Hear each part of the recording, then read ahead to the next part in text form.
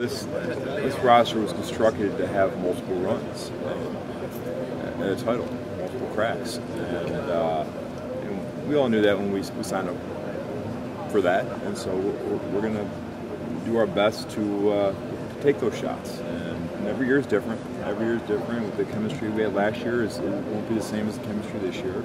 And that's just sports. We can draw on those experiences and hopefully get to a cohesive unit quickly. I don't think edge will be an issue. And again, every year is different. Last year we had our injuries, but nothing season-ending and debilitating. And the adversity we'll face this year will be different from the adversity we faced last year. But we'll face it. We'll face it, and it's how you meet the adversity and overcome it. I can say unequivocally that I celebrated the lockout much harder. With more joy than I did the championship. Not much more joy, but I celebrated the lockout pretty good last year. This time last year, I was all in. I was about college football, NFL football, and I had no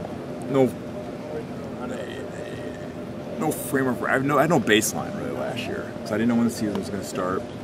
So the lockout gets settled, and I was in shape, but I wasn't in basketball shape. It took me a while to get there, and I operate much better when I know, okay, October 1st, you got to be ready to go. And so I feel better physically and mentally. More important, I feel settled, and Miami's my home now, and I've got a great house, and so I'm in a much better place mentally and physically than I was a year ago. I think there'll be less vitriol. It's hard to root against LeBron. I mean, come on. So if you're really a true basketball fan, you call yourself a fan, it's hard to root against the guy because he's an amazing talent and he tries to play the game the right way. And so maybe it took a championship for people to finally realize that, hey, you know what, LeBron's not a bad guy. But it's true, and so I don't think people will be throwing rose petals at us as we enter the arena. But I don't think the vitriol of 2 years ago will be there. I haven't watched. You know what? I watched the games one time.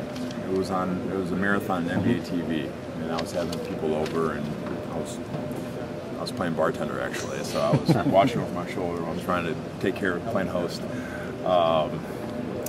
and so I don't like to watch games.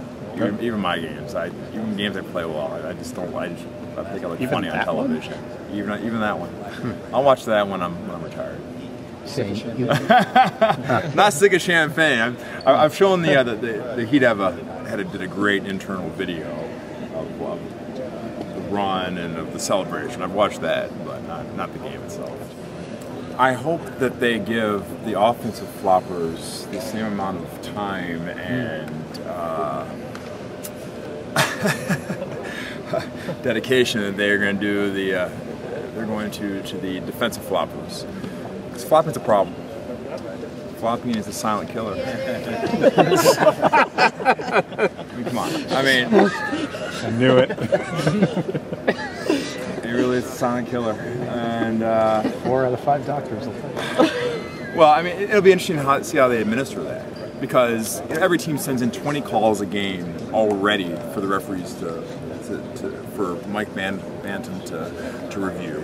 So he's already up to his eyeballs in tape reviewing that. So my fear is they're going to find some fresh Harvard business school intern in the league office to be the flop reviewer.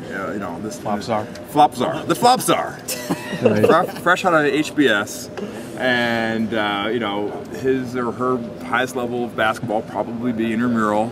You know, and they're making decisions. You know, some potentially lucrative financial decisions, and I don't know how they're going to administer it. So, are you going to devote yourself after 2 years to a life of philanthropy and raising money for anti-flopping charities and causes? The main focus of South Beach Battier this year may be to touch those who've been affected by the ills of flopping.